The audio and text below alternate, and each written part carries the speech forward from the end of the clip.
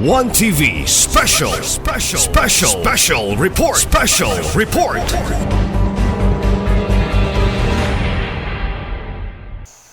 Thank you, Honorable Chair. So, nahikot mo gid ning kwarta ani. No, dirita naka-focus sa funds.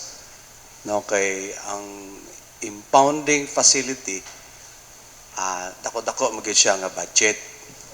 No? I suggest, Honorable Chair, can we clusterize the impounding facility? No? In order to, but later, so, para to implement kay, nindot manggod siya nga balaod. Maugid ni siya ang, sa akong experience sa barangay, usan ni sa pinakadako nga problema sa barangay. Nanay mapaakan, no? Dili gidalim. Kuot si kapitan kaya napakad purting luuya. No? So, ma-address ang problema sa barangay official kay usan ni sa nag-una nga problema sa matag barangay. So, kining kalabot sa funding, unsa ka, Honorable Chair, nga, we encourage the LGU and the barangay official to set aside funding, not to mandate the barangay. Atong i-encourage. No? Hinay-hinay nga proseso ba? Kay sakit manggod nga kay sa experience nato sa atong funding facility das kinuman, sa pagkatinuod lang, namatana ko dias palibot, nagang irod ang gipamusil. Kaya ang atong impounding area before, dilapidated man to. So makalayas. Unsay kanon? Manok, kanding, diha sa surrounding sa baboy, surrounding sa Kinuman Norte, the adjacent barangays. So pusilo na lang, kay damaging naman siya. Diba? So, but pasabot, in short, so nagkinahanglan siya og kanang solid na dili makagawas. Kaya kung makagawas o makapakog tao, makapakog tao, so kinahanglan nga, impounding, safety siya. Nga dili siya risgo sa mga tao. No? In a limited days. So, wato akong first proposal, Honorable Chair, nga kung pwede ma-clusterize si impounding facility sa barangay, katong mga barangay nga gagmay, katong dili maka-afford nga mo construct og solid nga impounding facility, Honorable Chair. Ikaduha, there sa section 15. So, we need to encourage the barangay to those barangays can afford to establish impounding facility. No? Sa proseso, sa hinay-hinay, so, diha na din maka-establish ang matag barangay na sila na ang mo himo sa ilang impounding facility. Kay sayang kung dili madayon ang balaod nga atong pangitaan ug unsay sulbad sa problema. Dili ta magpahikot sa kwarta. No? Kay dako man siya nga problema. Dili ra man napaakan, apil na disgrasya, nangamatay. Di ba?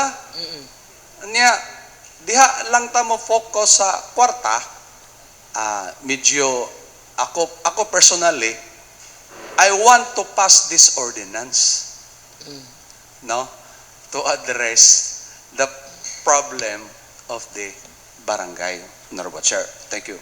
Thank you, Honorable Sakin, of your manifestation. Yes, Honorable Majority Floor Leader, you have the Sa floor. loob sa akin, unsa nga amendar ang enroll sa ordinance sa iyang suggestion. Unsa atong himuon sa ordinance?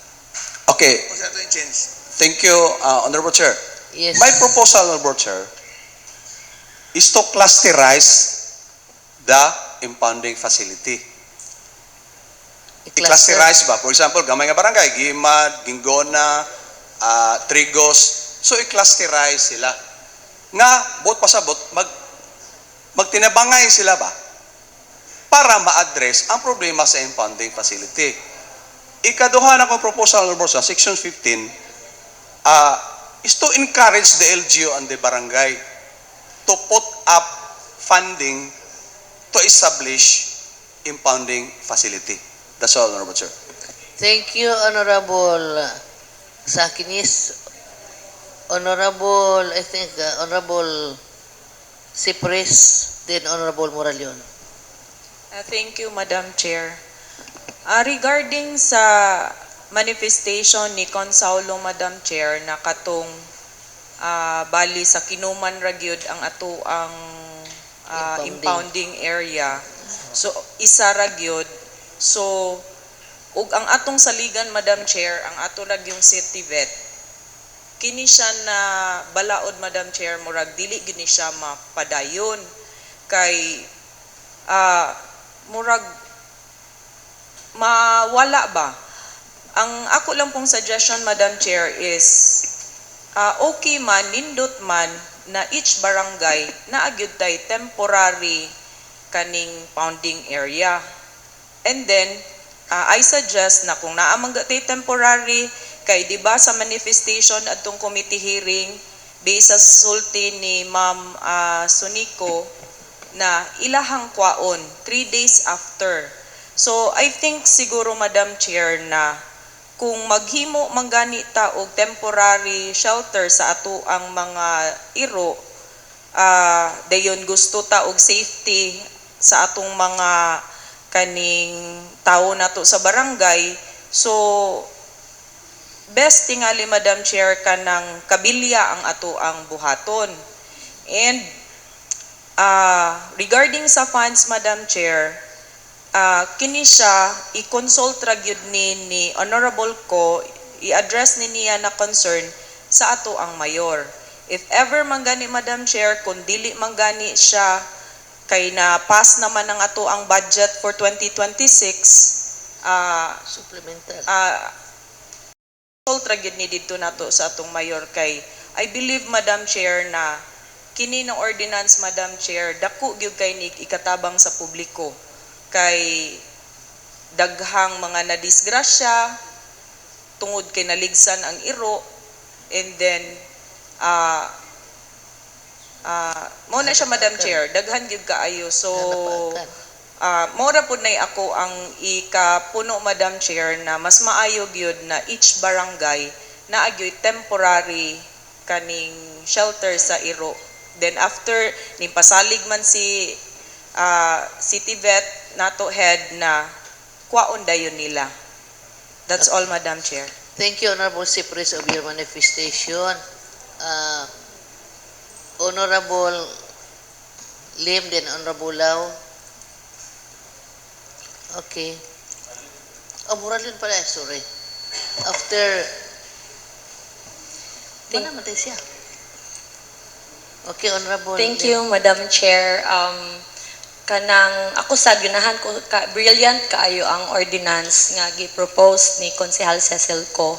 So hearing the sentiments of our Honorable Carlo Moralion, number 1, budget gyud, and also kung ipas nato ang ordinance, ang effectivity then hapod siya ma-worry kay ma-push pod ang mga barangay. So how about na lang, Madam Chair, nga ang effectivity close na to ma-change nga ang implementation shall commence upon the inclusion of necessary appropriation, either annual investment program for fiscal year 2026 or duly approved supplemental budget. So ang natubag nato ang duha ka concern ni Honorable Carlo nga kung i-approve ni nato, syempre kay with the ordinance kinahanglan na jud as manifested by Honorable Marcelian Tapayan nga mapugos og allocate og budget ang atong city mayor. But if we are going to edit or correct the effectivity clause with that, siguro mas ma-approve na to ang ordinansa nga maayo, at the same time makuan pod nato ang problem sa ato ang barangay regarding sa budget, and also ang ato pong ma-please ang sa ato ang pag-budget kay either supplemental kung asa siya pwede, and for the next year AIP 2026. Thank you, Madam Chair. Okay, thank you, Honorable Lim. Yes, after, I think I have recognized Honorable Lau, then Honorable Lau, you have the floor. Moralion pa. Honorable Lau sa, then Moralion, then Thank you, Madam Chair.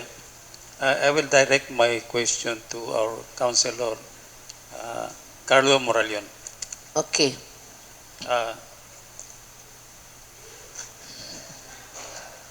I would like to know from you, based on the report made by 51 barangays, di ba? 51 barangays. Usually, unsa mang mananap nga na-involve sa accident? Dogs. How about cats? Okay. So, Madam Chair, Okay. based on the report made by our ABC Vice President, Oh. they have already a problem how to solve the problem of stray dogs. Then, ang stray dogs po, lahi maningiro kay they have loyalty, then they have names, then we can easily control them. But with respect to cats, problema ka ng iring, no? Mura nag-traveling na sila. Even most of the cats, they don't have names. Then they can be here today and they will be out from us the following day. So if our barangays have problem in solving the stray dogs, why add these cats to give them more problem? Lisod de ni mo na i-confine ng iring sa cage. Layat man na. So I think, in my opinion, why not just remove the cats in this ordinance? In a way, the cats has not give problems to our commuters. Thank you, Madam Chair. Your manifestation is, ano to? Ang akong kuan gi-emphasize and gi-raise aning ordinance, our barangay nana sila problema how to handle these stray dogs. Then ato pang most of the accidents involving dogs, per Councilor Moralion, yung report based on sa 51 na barangays accidents, wala may iring na involved na accident. So sa ako labang kwan mambag nga na problema na sila sa ero, ato pang ginungagag iring nga ang iring wala man ay permanent address, they're traveling, no? Wala na sila og kuan, so wala na sila klaro, no? They can be here today or they can be in the other house today, they will be in our house tomorrow. So kadaghan na iring walay ngalan, no? So ano mo pangalan? So in my personal opinion, in this ordinance, we will just confine on the dogs. Madam Yes. Chair, thank you. Thank you. Of your manifestation, Honorable Lau. Yes, I think Honorable Cecil and Honorable, una dahil si Honorable Suiso. Ito apagis Moralion. Okay, Moralion, Suiso, then ko. Okay, come on, you have the floor. Thank you, Madam Chair. Siguro aron dili pud siguro kay nato taas or unsa kay ug mapa-approve na to ning ordinance is si barangay magid ang mulihok. Isa lang gyud ang amoa, ang full support lang gyud sa LGU. Amo ning malihok, madali og malimpyo nato ning kadalanan para wa nay madisgrasya. Ang amoa lang is ang full support lang gyud sa amoa nga naa kanunay sa among likod. Kami mulihok kay dili lamang gud kay Pero iring ang among gikabisihan sa barangay. Ang duty kada adlaw nga bipat is dili 20 kabuok bipat ang mo duty. Nara na sa 5, 4, then pagkagabi, 1,000. And siguro sa 4 naray duha nga magamit. So kailangan na mo og oras, adlaw, simana nga kailangan nga among i-fight o i-push na mo ni nga trabaho. So siguro kon Cecil mag-istorya tani. Okay, very good. So, Honorable Moralion. thank you, Madam Chair. Thank you. Yes, OBM Manifesto. Honorable Suizo. Thank you very much, Madam Chair. I've been hearing a lot of manifestations nga gwapo, brilliant, nindot kaayo ning ordinansa, but the way I see it, warag lisod siya ipasar. Kay daghang og kanang mga kanang I don't think against, Concern. pero daghang nakita nga diferensya. But if we could address kanang tagsa-tagsa nga mga problema nga atong makita, I think ato agini sigurong mapasar. First, katong ingon ni Consisel nga i-delete ang sa title nga appropriating funds thereof, I think musamot na noon ang problema. Because when we say appropriating funds thereof, not necessarily nga si LGU ang mohatag og funds. Kaya na may 500,000 or katong atong gipang financial aid nato sa matag barangay. Unsaon magpagpa-allocate ni barangay kung walay authority nga pwede di ay mo appropriate og funds. Kay nakita na ako ang mga supplemental budget sa mga barangay, repair 200,000, purchasing of bicycle 20,000. Nya din ang pagpahimo og fence kanang temporary di nakabot og 10,000. So naagi pa maagi si barangay nga makahimoan ng Question of temporary. priority. Yes, question of priority. That's it, Madam Chair. So, I don't see any problem. So, nganong kuhaan man nato to entitle nga appropriating funds thereof nga dili na noon maka-authorize si barangay nga maka-appropriate nga naa di siya daghan napay other income si barangay nga wala pa gyud gani nato na na-mention. Pero at the end of the day, we really need to pass this ordinance because ingon pa ni Citivet necessary, and then secondly, it really hampers not only the welfare of the people but also the riding public. Kay most, according to status of recent nga mga accidents, cats and dogs, stray cats and dogs, yun ang mga hinundan aning mga aksidentiha. Dayon, kung ma-aksidente ra ba, dili ra ba ni problema ni pamilya, problema gihapon ni Asenso kay magpa-CT scan, magpa-brain surgery, dako na noon kay gasto si Asenso sa hospitalization. So, this is preventive in nature ang atong gihimo other than cure. So, kana, Madam Chair, I don't think atong di ginato ni ipasar, atong ni pasarod by hook or by crook, kay needed yung kaayo ni ng ordinansa. Thank you, Madam Okay, Chair. thank you, Honorable Suizo. Yes, Honorable Ko, the proponent of this ordinance, to wind up the discussion. Wind up na? Sige. Thank you, Madam Chair. This is regarding the suggestion of Honorable Sakin on the clusterized barangays, etc. And I think that would be in the IRR na lang, not presented in the ordinance. And the suggestion also of Honorable Daniel Lau nga to remove the cats. This ordinance, though it involves the cats, the focus is on the stray dogs, but we should also include the cats because we want to support the kining anti-rabies act law that involves also other animals like cats. And our city vet is trying to control the population of the stray cats. Though the cats are not that harmful sa mga tao, pero we also need to also be responsible any pet ownership here in this ordinance. Okay, so thank you. dili siya matangtang ang cats. And And yes, ganina we were so focused on the source of funds or the budget, as according to Honorable Junjun Sakin. So I believe, Madam Chair, that if there's a will, there's a way.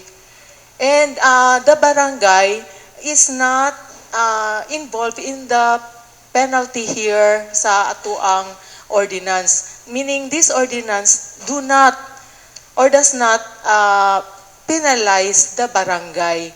This is to give them authority and to give them or empowering them to be part of the city vets campaign in eradicating stray dogs. So I also believe na all barangays have this problem, have this common problem. I don't believe nga there are barangays nga walay problema aning stray dogs, because stray dogs are everywhere.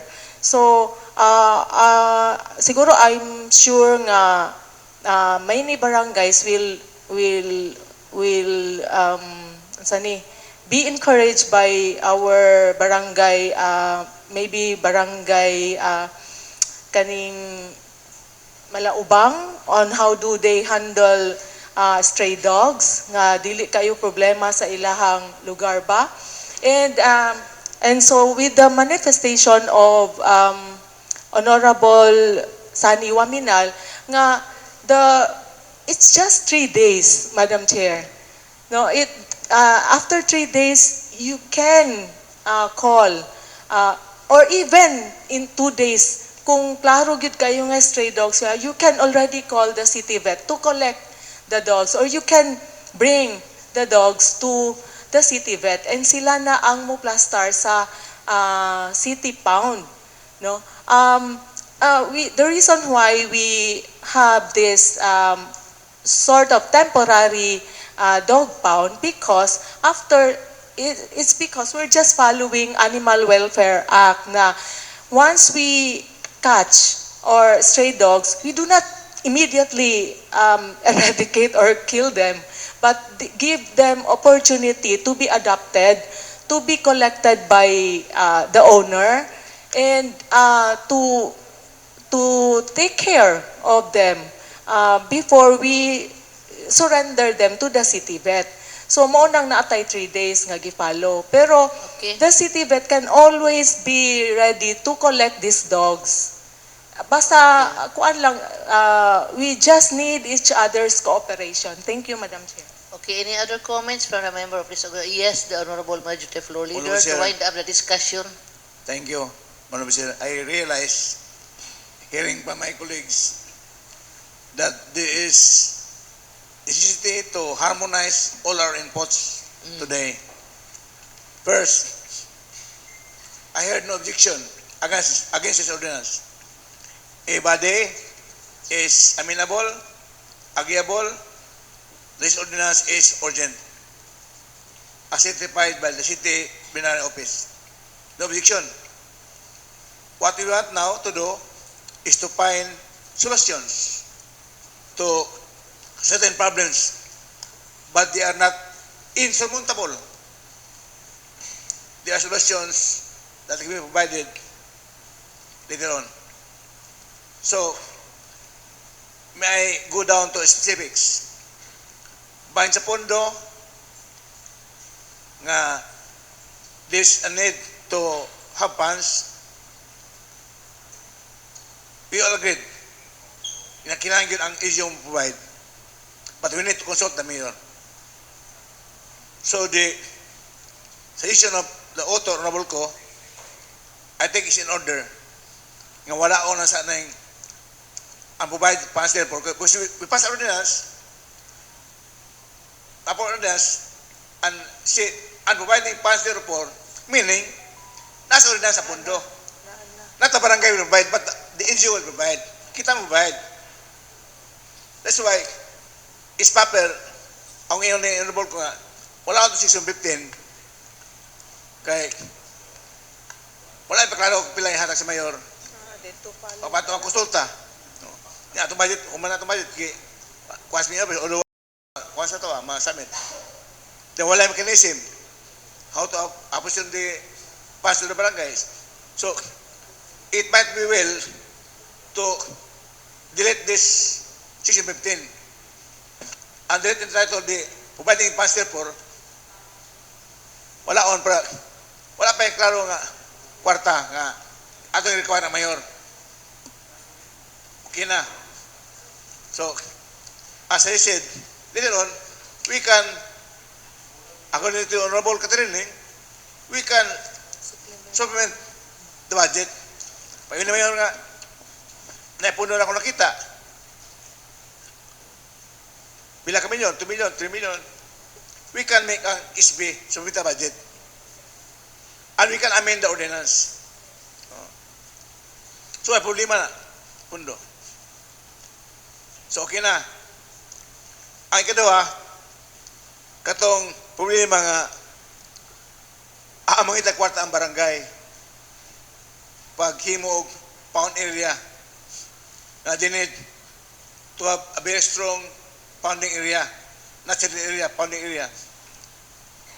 Doon ay point ang sugyot ni Honorable sa akin nga di tanang barangay maka-afford. So, i-clusterize, cluster by clusters. Tunduol ng barangay, usara ilang pounding area. But we need time to analyze, to categorize ang geographical location sa mga barangays.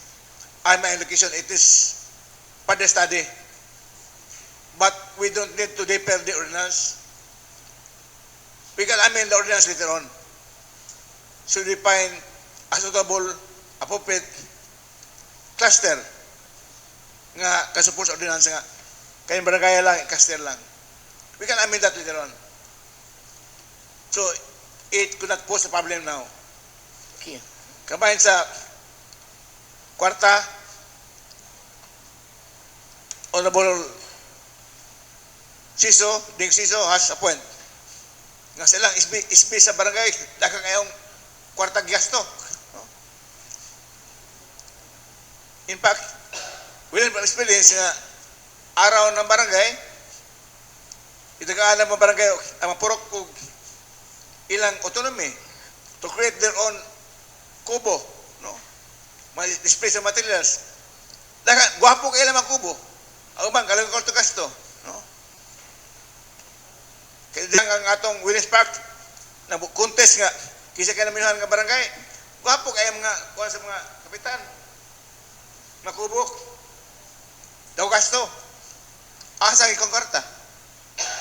Anong dili na tumahimo ang gamay nga pounding area? Na temporary for 3 days lang. So makaya na sa barangay. Ato lang, we have negative, we have pessimism that the barangay cannot do it. The barangay can do it. Especially now that we are asinso barangay nga, united, gamay ram barangay nga dili asinso. So I think we can do it. As my Honorable Waminal, tinisra. Kuha na sa atong veterinary office. So I think Honorable said the obvisionable areas, there's a solution. This ordinance says the barangay concerns to provide for initial construction, initial lang. Meaning, pwede na po kapuhon later on. Kung kwarta barangay.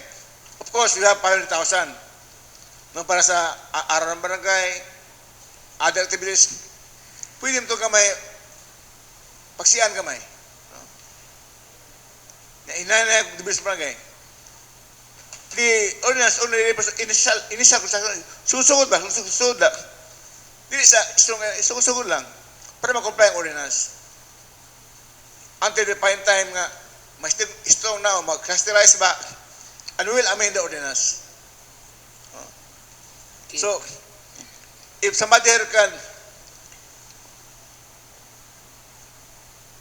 interpose any strong decision, gawa sa obisyon honorable lang nga, dili appeal ang cuts, but which is also strongly recommended ni honorable ni Dr. Sinico nga, i-appeal ang cuts, sa anti-rabies program sa gobyerno,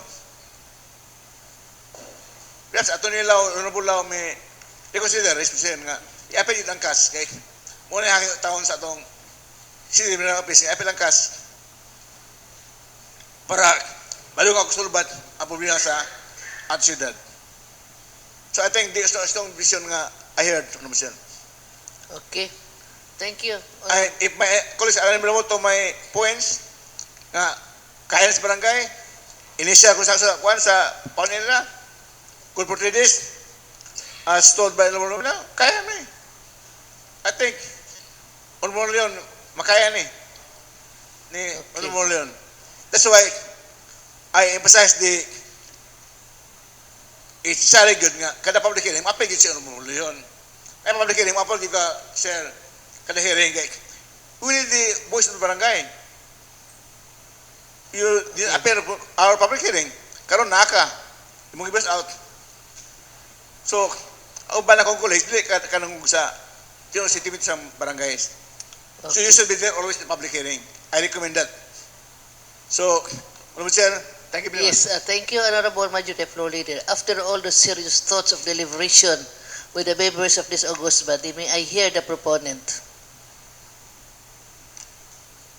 Thank you, Madam Chair. But before I make the final move, Madam Chair, I'd just like to lastly remind that the 100 registration fee collected by the barangay shall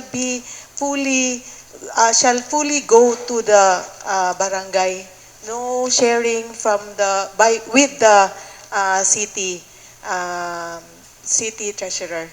So by this, hopefully this collection will fund the initial construction of the cages. Thank you. So with this, Madam Chair, I would like to move that this ordinance entitled An Ordinance Regulating the Ownership and Handling of Dogs and Cats in Osami City, empowering the barangays in the enforcement thereof, is moved on its second reading.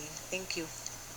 Move by the Honorable Cecil Ko, the proponent of this proposed ordinance, move for the approval on the second reading. Any comment? Remarks?